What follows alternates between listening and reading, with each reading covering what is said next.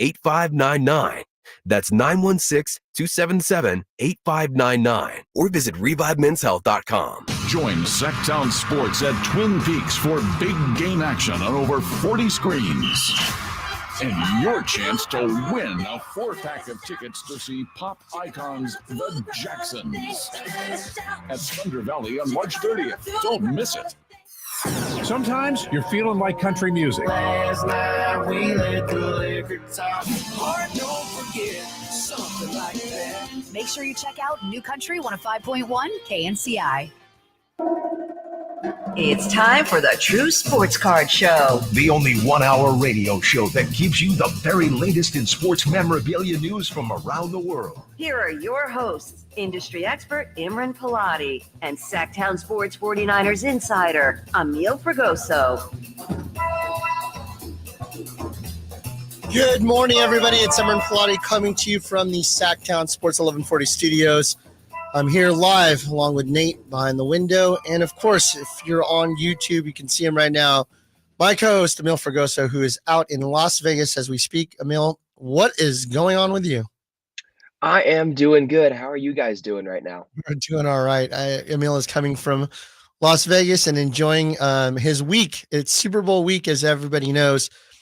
And what's awesome about Emil being out there is that he is covering the Niners, obviously. I was out there multiple times this week, and when I say multiple times, kind of wacky. I was there for a conference, like a framing convention, where I bought some materials and equipment to be able to do some of the custom framing of our shop coming up, which we'll talk about in a little bit. I flew in, flew out on Tuesday, and then Emil, I flew in and flew out again on Thursday because I did a charity event with Tim Brown for his foundation, for Elizabeth Smart Foundation. They had quite a few athletes there, including some Hall of Famers that I got to meet and work with, Rod Woodson, Marcus Allen, Jerome Bettis, etc. So I had my fun, but both days were in and out. I flew in the morning, flew out that night. But you've been there all week. So let's talk about Super Bowl week before we get into other stuff regarding cards and memorabilia. Emil will be with us for the next few minutes, kind of talking about the game itself and the week leading up to it. Nate would happen to be there as well, and Emil is still out there. Let's start from the beginning, Emil. Are you going to be there through the game, or are you coming home tonight, tomorrow? What's the scenario for you personally? Oh, no, I'm going to be at the game. Yeah, I just picked up my credential yesterday. I'll be at the game covering at Legion Stadium for Super Bowl 58. Very, very excited for it. I'm really more excited to watch the halftime show with Usher, honestly. With that said, I mean, if you think about this, there's actually some really cool prop bets. One of them was how many songs in Usher's playlist. The over-under was 8.5. So I figured, he's going to be doing the 30-second, 45-second song at a time. So my guess is that he's not going to do past, I don't know. I think he'll probably do 10 songs. Well, guess. I do have a little insight on that, actually. From reports, usually the Super Bowl halftime show is 13 minutes or capped out at 13 minutes. Usher's team got him 15 minutes, so I would definitely bet that over. 15 minutes? Yes. I still think the best show that I saw on TV, I've never been to the Super Bowl before, best show that I saw when I watched some of the ones going back was Prince's one that he did where he played the guitar, Purple Rain, in the rain. And one of the things that we found out was that his equipment managers and stuff were telling him, please do not go out there. This is a real hazard. And he's like, no way. This is my moment. I'm going to do it. He's playing electric guitar in the rain, Purple Rain. It was just one of those like feel good moments. And believe it or not, Lady Gaga's was pretty awesome. If you ever saw that one, she was incredible on that halftime show. What was your favorite besides Usher coming up? My favorite one, I'm in the minority. I feel like Rihanna was pretty good last year, as well as I really liked 2 years prior, Eminem, Dr. Dre, Snoop Dogg. The whole California Classic was just awesome to see that collaboration. Sure. All right, let's talk about the game. I was there at the beginning stages of the kickoff for the week. I saw a lot of the things at Caesar's Palace and a lot of the different places that you can take your photo and that kind of stuff. What has this week been like leading up to today? It's just been super hectic. It's been all over the place. It's Las Vegas. but it's also Super Bowl week. So you combine the two together and you get this Super Bowl week, which is what's kind of happening here right now. Just coming in Monday, my flight got delayed in because of Air Force One being stuck here on the tarmac in Vegas. So my flight got delayed coming in. I had to go directly from the airport to Allegiant Stadium for opening night. And as soon as I get there, well, what happens? Well, I realize that all the players just walking around, talking with people, and it's just a bonanza of spectacle. And that's kind of how it's been the whole week of just, going from one place to another, traveling. It's been super hectic, getting stories out, getting content. Nate as well, doing a great job. The midday show as well. Styles and Watkins doing a great job with their stuff on Radio Row. Super hectic, super chaotic, but super rewarding and super fulfilling. And that's what I've really appreciated about this week is that, I don't take a lot of things in. I don't take a lot of time to relish in the moment. Typically, I'm usually go. I'm so work oriented and based, but this week I've really tried to take some time to just soak it all in and appreciate where I'm at. Yeah. I'm pretty frugal in things that I spend, but when you think of, if you know me, I like experiences. I don't mind splurging on experiences. So I thought, maybe I'll try a Super Bowl ticket, bro. I mean, when we talk about nosebleeds, I mean, you're halfway, you're at the 10,000 feet mark, right? Where you can turn on your computer on an airplane before you can. That's how far you're sitting in Allegiant Stadium at about $8,000 a ticket for this. Yep. And for you to be able to be in the building as part of the credentials for media, I hope you really take advantage of that and absorb what I know you're working. There's no doubt about that. I'm looking at Nate right now through the window, and he is a zombie. He's been working all week as well. But tell us a little bit about maybe some of the injuries that we need to be aware about, or any kind of trends that you're seeing that might affect the game itself. Yeah, on the injury front for just the 49ers, they are the healthiest they have been all season. Eric Armstead, George Kittle, Ambry Thomas, Oren Burks, all the guys that were kind of banged up going into this week, fully cleared, fully ready to go. The only person who is on the injury report right now is second-year defensive tackle Kalia Davis, who is on the IR with an ankle injury. I don't think will be clear. He might be, but really for this Niners team, they're as healthy as they can be. And that's a blessing in itself that the Niners are going into this at almost full strength. Obviously, they don't have Talanoa Funga still. He's still out for the season with the torn ACL. But besides that, they're fully healthy going into this game, and that's a blessing. On the Chiefs side, they are without all-pro left guard Joe Thuney. He is not going to play in this game, so that's a big loss for them. Out with the pec strain, potentially surgery for the tear. And everything else is kind of the same. It's Niners, Chiefs, Patrick Mahomes versus Brock Purdy. The Chiefs are 4 Super Bowls in 6 seasons. The Niners are trying to get their first in 30 years, trying to break that Super Bowl drought they've been trying to break for multiple decades. And that's what it comes down to. Is the juggernaut Chiefs going to get another Super Bowl? Is Mahomes going to get his third? Or are the Niners finally going to finish their quest for number 6? And I know our producer, Nate Littlefield, is really hoping for the latter there. I would tell you that this is probably the weakest of the 4 Super Bowl Chiefs teams going in. They've struggled all year. They've had lots of problems. I think that when I say lots of problems, I'm talking about a Super Bowl team, so it's not like that many problems, but their receiving core is just probably the weakest. Not even probably, it's confirmed as one of the weakest that they've had to take to the Super Bowl. It just shows you the will to win that Mahomes and the rest of the team has had, despite the Kadarius Tonys of the world playing games both mentally and physically. Clyde Edwards-Helaire being pretty much a nothing, having Pacheco step up. So they've had other people step up to be what they are. Can you say that this Super Bowl, no excuses, it's a healthy team versus a healthy team for the most part, and we can't say, well, asterisks? I'm asking you, Emil.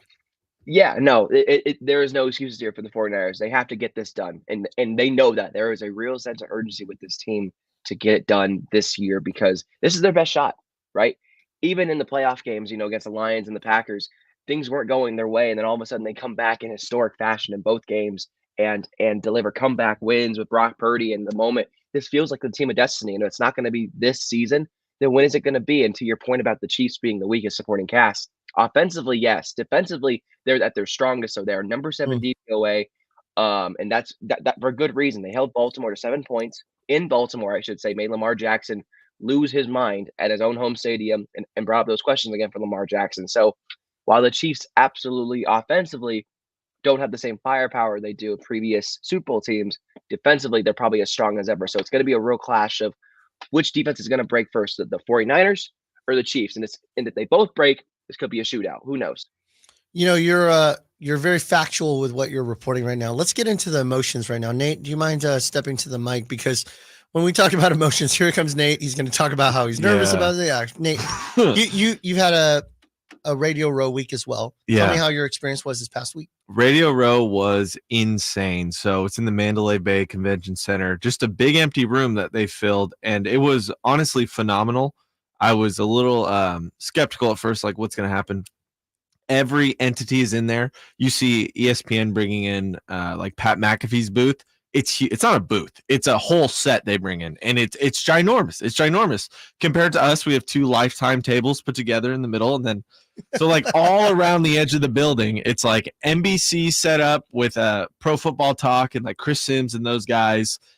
They're bringing on like Baker Mayfield. You got Rich Eisen on the end. You got the NFL having their own Yahoo Sports. All these big entities on the outside, and they're using the same set over and over again for different shows and kind of changing it up. It's pretty impressive. And then all in the middle is all the quote unquote lower tier. However, you still have guys like Cam Newton in the middle. We're like right next to Cam Newton. We're seeing Cam all day. Shannon Sharp's walking by. Jay Johnson, our producer, knows Stephen A. Smith. So Stephen A. Smith comes by. The whole place is like locked onto this giant man in a purple suit.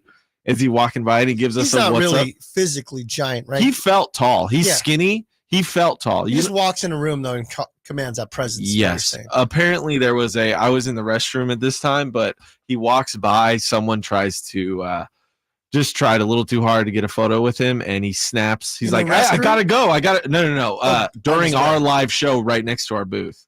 He's like, I gotta go. You got it. Leave me. Like someone's just doing too much with him. So we got like the Cam Newton show's happening. It's like 4th and 1 or so, whatever his show is. He's got a game changer, game manager shirt on because of this whole thing with Brock Purdy.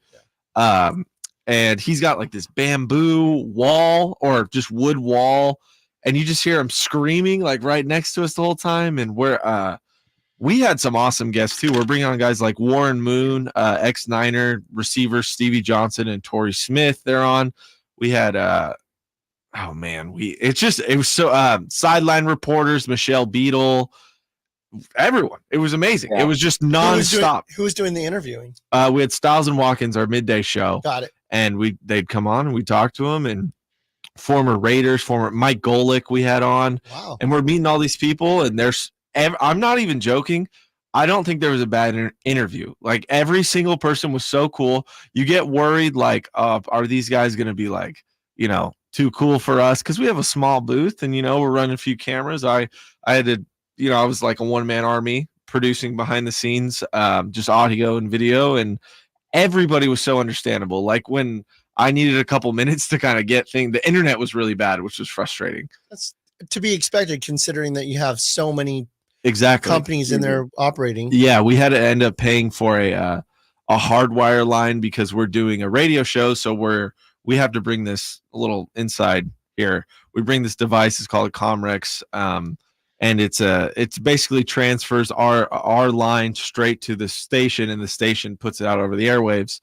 And you had to pay a large fee to get the hardwire for that. So that's where our hardwire internet was going, and we couldn't do both in the left. It's just convoluted. Let me step to you then. Yeah. Just tell me about how you're feeling about the game. And then, Emil, I'm going to have you kind of close out because I know you got other responsibilities to get to, and we'll finish the rest of our show. We miss you, and we'll get you back on for the full show next week. But, Nate, what I would say to you, actually, I'm going to ask Emil a question regarding Brock Purdy in a second, but what's your feelings leading into tomorrow, knowing that today's Super Bowl Eve? I'm feeling good. I've had a distracted 2 weeks, which is nice. About 80% of the people we brought on the show picked the Chiefs. I saw that. I saw the Niners. I was at the hotel 2 days ago with all the players. They're killers. They're ready to win it. I think they're going to do it. I think they're going to dominate. I genuinely think 35-21. And I'm not trying to jinx the team. I think I'm going to see it in my lifetime. I love it. I love seeing that. Emil, my question for you is, how did Brock Purdy seem? I mean, I saw snippets and clippets throughout the week. How did he seem? Because that's really what it's going to come down to. Everybody's saying you've got Mahomes, the coolest cat on planet Earth, being able to handle the stress and pressure. He's done it many times before versus this kid from Iowa State who, dresses nerdy and is trying to figure out where to be. What's our scenario? What's your thoughts about Brock and how he's handling himself, and where do you think it's going to go? Yeah, look, Brock is Brock. Nothing seems to phase this guy. On the biggest stage, or not even opening night when he's standing there with Scott Hansen and Patrick Mahomes doing the podium stuff, and Scott kind of slipped in there. Are you ready?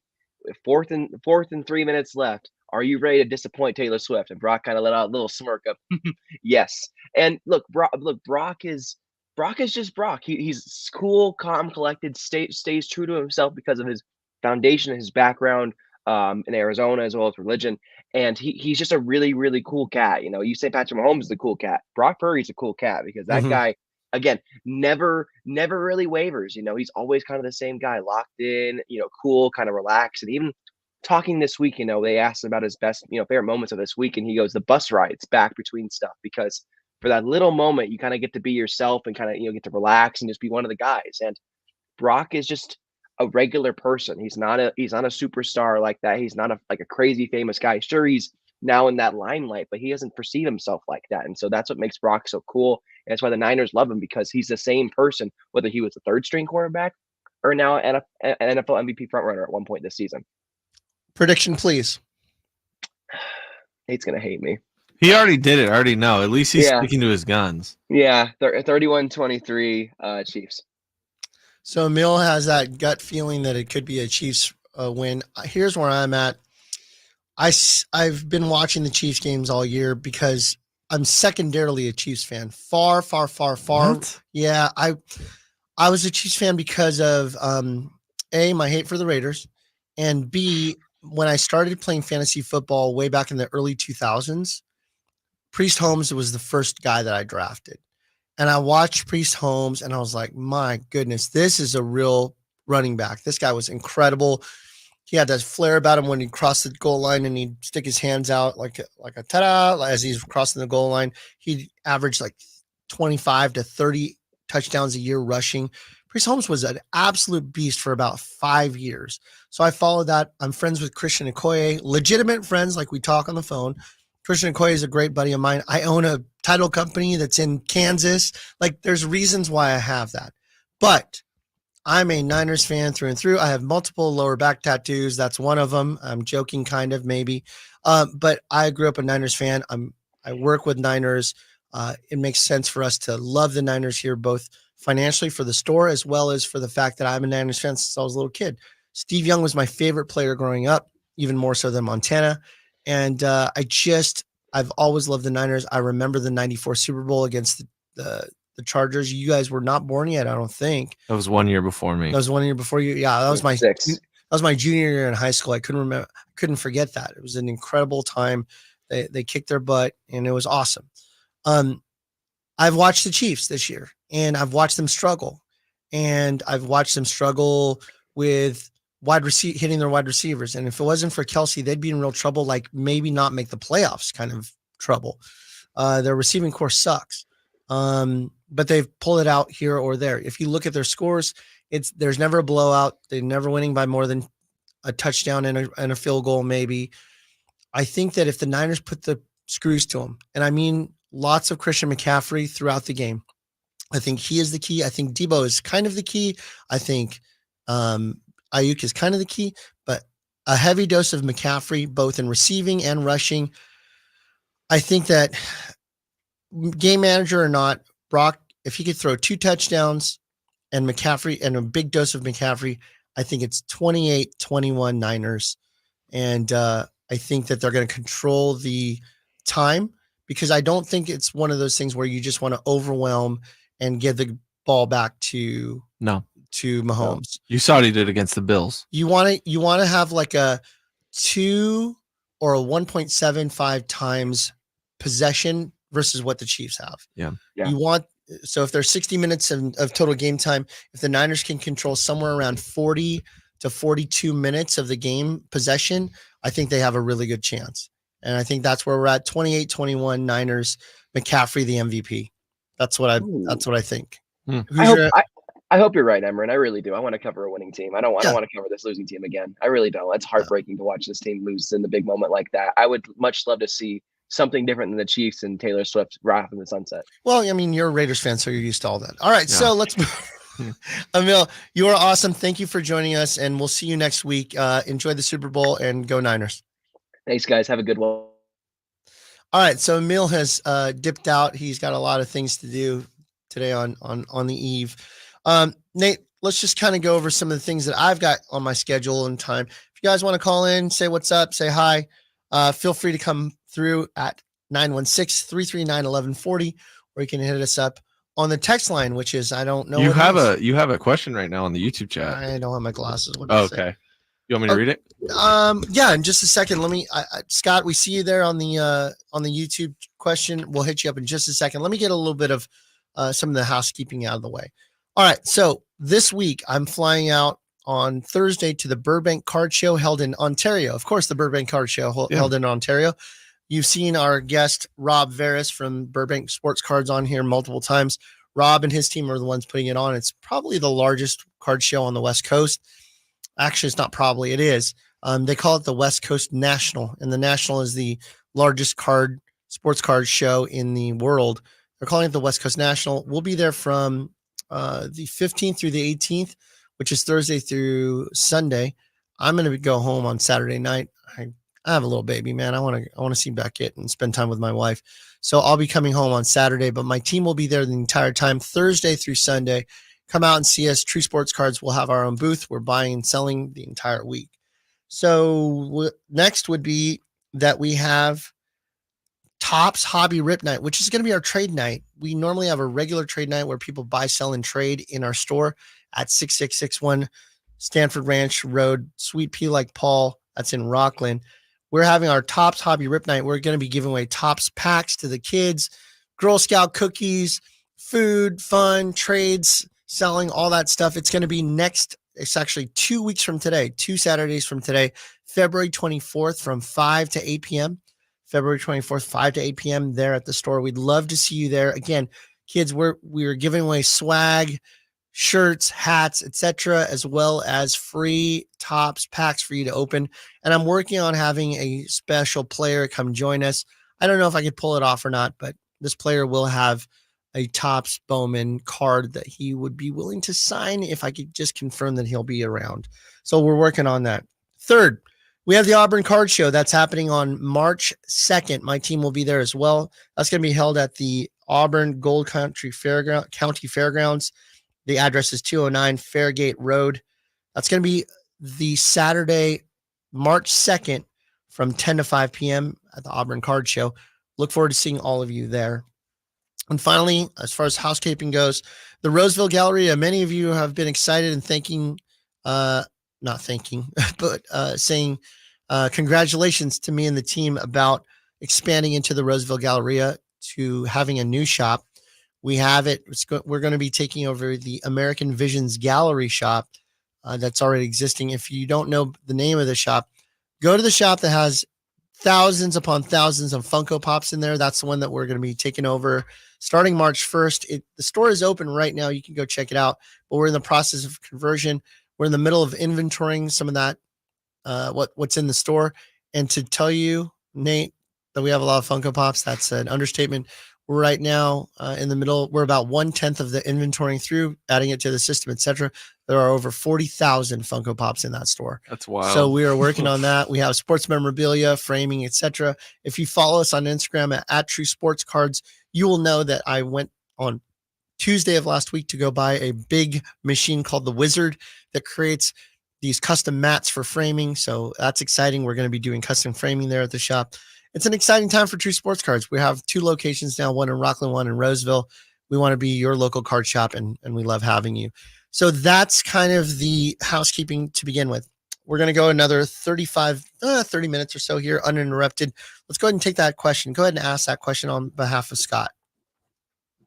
Yeah, Scott wants to know, do you guys see a market for sports cards coming back? I have a load of cards from the late 80s, early 90s, football, basketball, baseball, and hockey. Thank you. All right, Scott, good question.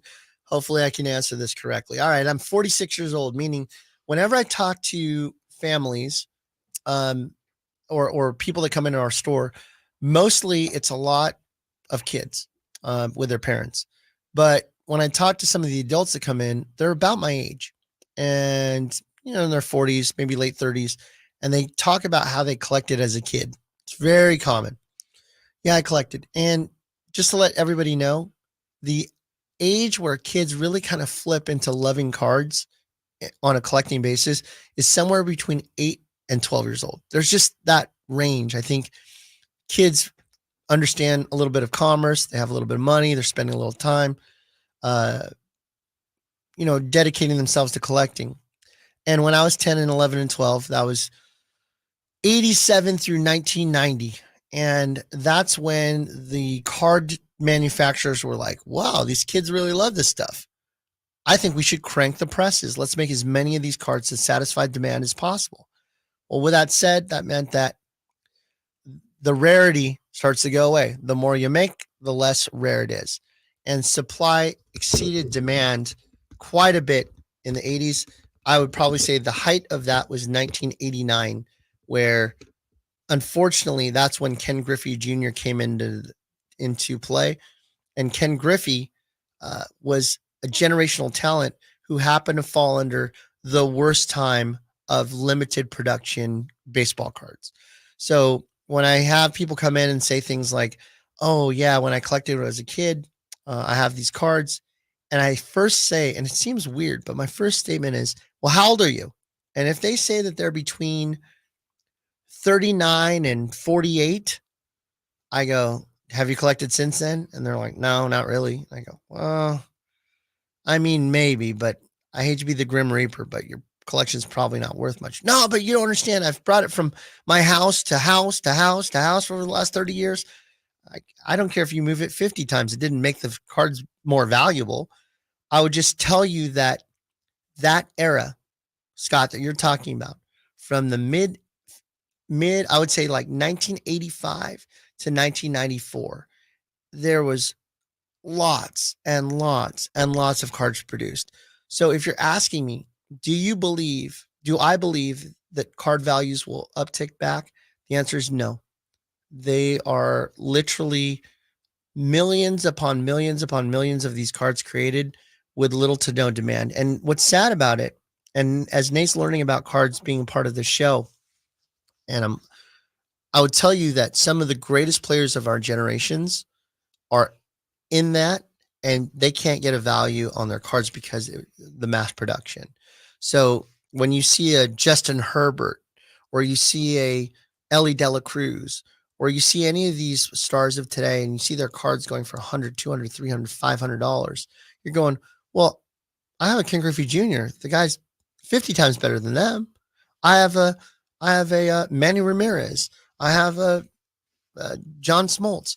These guys were in a place to where their cards were produced a million times over what today's cards are being produced at, and that's the value. If you take something like Frank Thomas, his most valuable card that's not an era card is his 1990 Leaf baseball card. That card right now goes for about $15. We're talking about one of the greatest hitters of all time, Frank Thomas, and the guy can't get more than $15 as an ungraded card. So you're going to have a hard time finding values in there. Now, there are some really, really huge gems in there. As an example, if you take a Barry Bonds 1987 Fleer card and you get it in a gem mint 10, meaning you got it graded by PSA or another company and you got a 10 out of it, that card now jumped to $200, $300, $400 because it was so rare to find that card in great condition because kids like me played with the cards. We didn't really think about grading because grading didn't exist. So now when you take a gem mint copy of that and put it out in today's world in 2024, it's going to have super big, high value. So Scott, in a roundabout way to answer your question, I'm trying to flex a little knowledge from my brain to all of you. I would just say that the 90s, late 80s, they're not coming back because they never were really there in the first place. All right. That's the question. Scott, I hope that answered it. That's a good answer. I tried. I learned. I spent 5 minutes talking about 90s cards, which I hate doing, but it was important for Scott to get that answer. So that's why I wanted to give it to him. Okay. So we got some new releases that came out or are about to come out. Let's start with what just came out this past week. This past week, we had I messed up right there already. 2023 Panini Rookies and Stars Football. That's a product. It's on our shelf at $419 a box. With that said, we sold out of it yesterday. Release day was yesterday. We sold out all of our boxes. I got to go get more. They have 2 autographs and 2 memorabilia cards in these boxes. Again, 23, you're looking for autographs, but you're not going to get them with Stroud. You're not going to get them with Will Levis. You're not going to get them with some of these top players. Anthony Richardson is in the product, so he's starting to gain some momentum because people are realizing that he has some Lamar-like qualities to him. And he that team was a playoff team this year, with Minshew taking them. Confirm with me, Nate, was Minshew and the Colts in the playoffs? I believe they were. Maybe, or they were at the brink of. They didn't quite get in. But they were like... they were close because they had a close one with Houston at the end there. That's what it was. They were not the Jaguars didn't make it either, so that was a close one. Well, that's different because Jaguars had Trevor Lawrence and they shouldn't have been on the brink of. That was a terrible division. 7-3 or 7-2 at one point. So I would tell you that the Colts have a playoff contending team. That's why a lot of Anthony Richardson cards are seeing a spike because they're realizing that this guy is pretty good. Before he had that concussion, they held him out for the year. I believe he also had an injury to his shoulder, but at any rate, Anthony Richardson is scheduled to come back full strength beginning of the year, and people are starting to make that investment because they believe that he's low. All right, this upcoming week on Valentine's Day, 24 Topps Series 1 Baseball Hobby and Jumbo are coming out on Valentine's Day. It's a big release, the first 2024 release of the baseball year. Can't believe it. Next month, pitchers and catchers report. I think they actually report before the end of this month. They're going to start some of the... Wow, I'm really off. They actually have games at the end of this month, if I'm not mistaken. I'm not researching right now. I'm kind of leaning back. Nate, can you help me on this? Who does? Sorry. Baseball. Spring training? Spring training. I think it starts I think they have games at the end of this month. It is a leap year, so you get that extra day. So, could sneak it in there. Let me look at this. When is spring training? Baseball never ends, I thought. Basketball seasons never end. Spring training begins. Single game tickets going on sale on StubHub. They're not a sponsor of ours. February 22nd, Dodgers versus Padres. Yeah. Man, dude, that's in 2 weeks. That's it. I can't believe it. It's crazy. I mean, I don't know. Are you even a baseball dude? No, I'm not. Okay, so you don't follow any of this stuff? Not really. I mean, I've been paying attention to the A's thing, especially just being in Vegas. And look, Ohtani's not going to play in the spring training. No. He's not pitching this year at all. But seeing Ohtani in a Dodgers uniform live instead of photoshopped is going to be pretty cool. Is that normal for someone to do the UCL injury and not pitch at all the next year? Name somebody that's had it. I mean, other than Tommy John. Just because the NFL guys do, like Brock did. I think Stafford had the same injury. It's wild. I don't know. Different. I think if you're going to make an investment of $700 million, you're going to take it slow with your guy, particularly the fact that he can still hit. And NL has DH, which didn't exist a few years back, but he doesn't have to field. He's fine. He doesn't have to throw. Just hit and run. So with that said, the Topps Series 1 Hobby, we have a pre-sale. We're taking pre-sale until February 13th. That's it. Once it hits the 13th, it's going to be regular pricing. Pricing on our shelf on February 14th, release day, will be $100 for a box of Hobby and $175 for a box of Jumbo. You can get the pre-sale right now, coming into our store and picking up a box, paying for it in a pre-sale. $80 instead of $100 for the Hobby and $150 instead of $175 for the Jumbo. These are great deals for you to come in, reserve your box, and then when you come in on February 14th or later, just know that you have a box waiting for you at the pre-price. And remember, prices often will go up when product demand happens. You're locking in your product at $80 for regular and $150 for jumbo. The other big release that's coming out Wednesday as well. It's 23-24 Panini Prism Basketball Hobby. That is Wemby rookies and all the other superstar rookies from this year.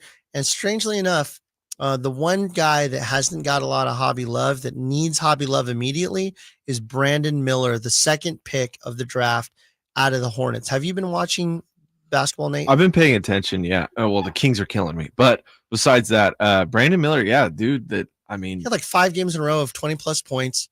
He's killing it. He's playing both people ends. did not want to admit he was good. It felt like coming into the draft because of all that stuff at Alabama, off court stuff. But no issues so far, dude. He is awesome. And the debate was him versus Scoot Henderson. Yeah, Scoot's struggling. Yeah, and I thought that some trades would happen to help with Scoot. Malcolm Brogdon should have gotten traded. He did not, meaning that still got the logjam between him and Simons and Brogdon and Scoot. And Simons is a great player. Oh, he's awesome. Yeah, he's awesome. So they're in a weird spot. Yeah, they should have traded Brogdon. This is the most disappointing trade deadline I've ever seen, especially for the Kings. Yeah, people were upset. Well, I was pretty pumped for cash considerations. It's always a great trade for Brook Lopez. Yeah, no, it was Robin. Oh, Robin, excuse me. Yeah, I'll take Brook any day of the week. I'll take Brook. Yes, he would have been actually had a role on the team. Right, but nah. The Kings did bring up Keon Ellis. That's good. So he'll actually wait for that. I saw that he played last night. Yeah, 3-year deal, which is good. So for those of you that don't know, Nate also does a little bit of coverage with the Stockton Kings. Shout out 209 and the Sacramento Kings too. Yes, I know that, but they knew that too. Yeah. Point of why Keon Ellis, as much as he has played very well, why hasn't he played at all? And you see a lot more Davion. There was like a restriction of his ability to play in games before they flipped the contract to a guaranteed contract. I think they wanted the flexibility of being able to have him be part of whatever trade scenario was there. Once the trade deadline went through, they signed Keon, and now you see him playing. The dude has not played in like 12 games. You are exactly right. Yeah, because it seems like they're kind of phasing out Davion, but they had to pick the games they wanted Keon for. It was in the Stockton League, I believe. If you're on a 2-way contract where you're in between the G League and the NBA, I believe you get 50 games. So they were waiting. You're right, because this was a question all the way up to the deadline. How are they going to get Keon on this roster? And they signed guys like Juan Toscano Anderson. You're like, all right, what's going on? So it's nice to see Keon get that role. He fits in well. So we're going to see a lot of rookies there's a lot of rookies playing this year on different teams. Where one of the real awesome guys playing right now is Cam Whitmore. Have you seen him play? Not really, no. Cam Whitmore, take a little look on his stats. Cam Whitmore is a guy that was drafted in the teens. He was drafted. Let me see where he was drafted. He's 19 years old, plays for the Rockets, and he's been really good as far like, let's see, yesterday, 19th, he scored 17 points, 5 of 9 shooting in 18 minutes. This guy is really playing well, averaging 12 points a game. He's somebody that I would consider investing in more so. And if you think about the Rockets guy was the Thompson twin and Amen. And those Thompson twins are struggling. And they were supposed to be the highlights of this product, by the way, from Prism, because they were the highest drafted autograph guys in there, 4 and 5. And they're just struggling. Although the Pistons version, Asar Thompson, Pistons won the other night. I just don't get these Kings, man. I don't know. And then they beat lose the Nuggets. I don't like crush the Nuggets. I don't know, man. It doesn't. No Cade Cunningham. It doesn't make any sense. No Cade Cunningham. No Bogdanovich. So stupid. So dumb. So you have a 17 point a game guy not playing. You have an 18 point a night guy not playing, and then all of a sudden they beat the Nuggets at full strength with Gordon and Jokic and Murray, and they still beat them by what was the final score last night? By 138 to like 101 or something. It wasn't even close. It wasn't even that close. Which is fine. I mean, I want to ask you though, like the Rockets are kind of exceeding expectations. I know they're 12th in the West, 5 games under 500. But what do you think about Şengün and his value? Do you think he has potential to be a superstar in this league? Yeah, I think he's going to be. Look, the next couple of years, he'll be a household name. If he was selected as an all-star, I still would have been outraged that Sabonis didn't get it over him. So stupid, by the way. Which is already a stupid thing that's happened. But I would have been outraged. But I wouldn't have been mad that that Şengün was actually picked because his stats definitely say it. Are you mad that Cat got it then? I'm mad at Cat. No, well, I think that if you have a top 5 team in the West and you have 0 all-stars selected, and you have players like LeBron, who is going to be in no matter what, but you have Anthony Davis, and I can't fault his stats, but they're 9th in the West. Okay. Yeah. They're 9th in the West, and you have 2 all-stars, and you have somebody 5th or 4th in the West, like the Kings are, and you have none. And Sabonis is just the triple-double king. Yeah. 16 already, I think. The dude is averaging 8 assists a game as a center. He's so good. And you came. Anyways, I don't want to be on the radio complaining the entire time, but this is just ridiculous. I think we were talking about Panini Prism. It's available, and I will tell you also, Sasha Vezenkov's cards are in there. I saw a rookie that came in through our store. It's not a ton. I think we have it for like $4 in the store, but it was nice to see Sasha and his rainbow 3-pointers playing again last night. I mean, that dude hits the ceiling. Yeah, and then he has that bow and arrow thing he does. Yeah, he's a interesting guy. I don't know how long he'll be sticking around for. He's cheap. Yeah, he's cheap. He's cheap relatively. But he's only going to be 20. I don't know. Whatever. And then finally, next Friday, we have Panini Court Kings. It's let me go back to Prism Hobby. $9.75 a box. I'm staring at Nate right now. That's a lot. $900.75. How would you break that? I'm not. Listen to me, guys. Listen to me, radio fans. I'm not setting the price.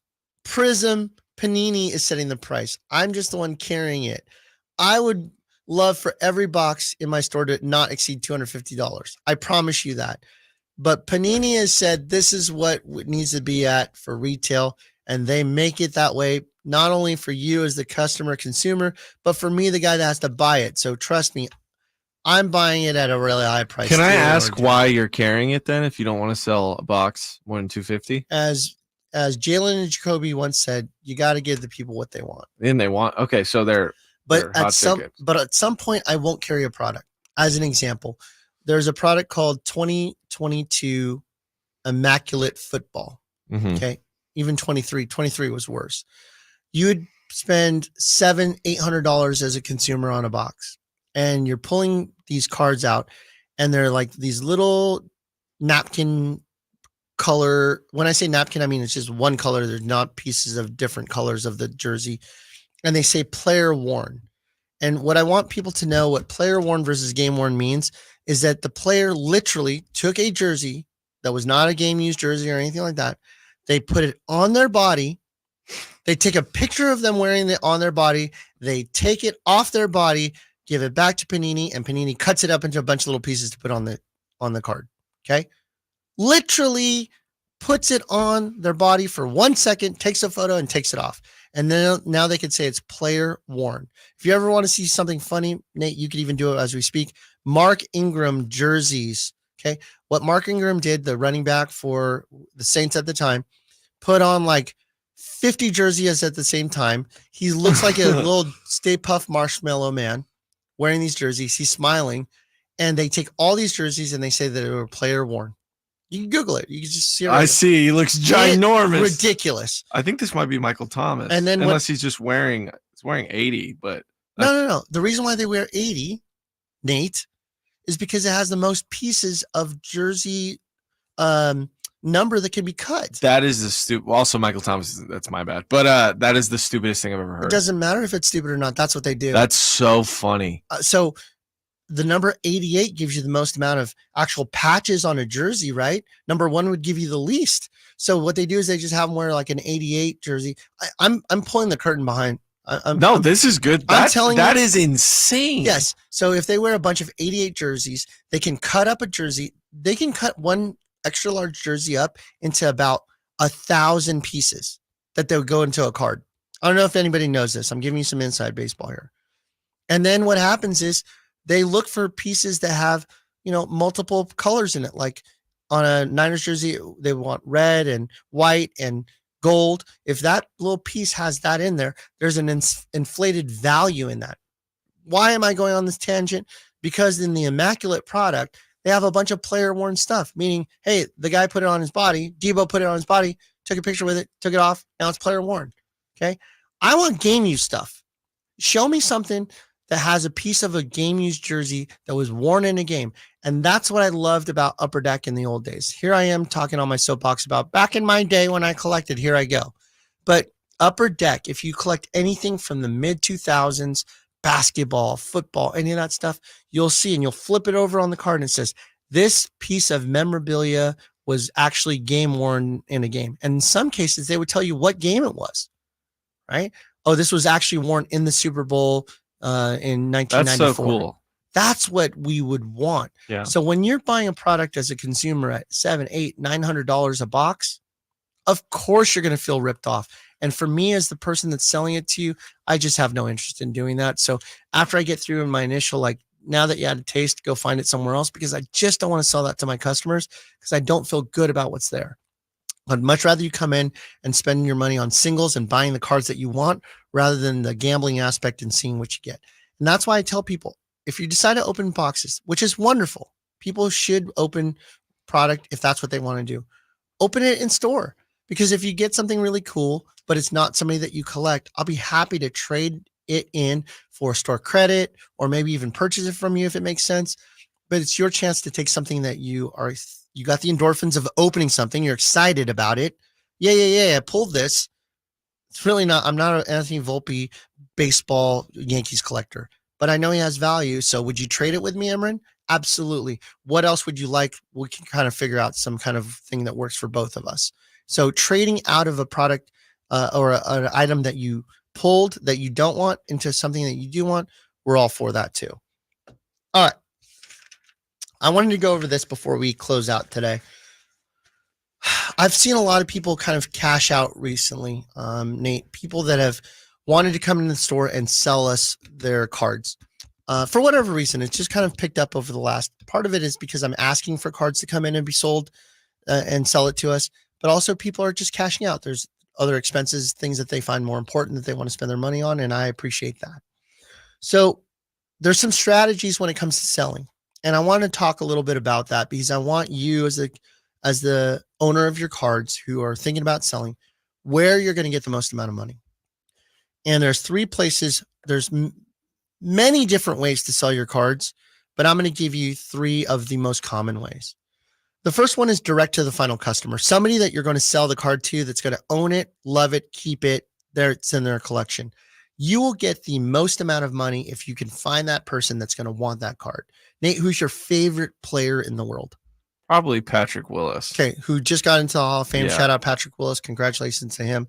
So if we had a Patrick Willis autographed card and we found Nate Littlefield and he was a card collector and we said, hey, Nate, would you want this card? Nate would probably be somebody that would pay the most for this card versus somebody that is indifferent to Patrick Willis or doesn't collect the Niners. So if you want the highest value back to a sale, you're going to want to find the Nate to your Patrick Willis card.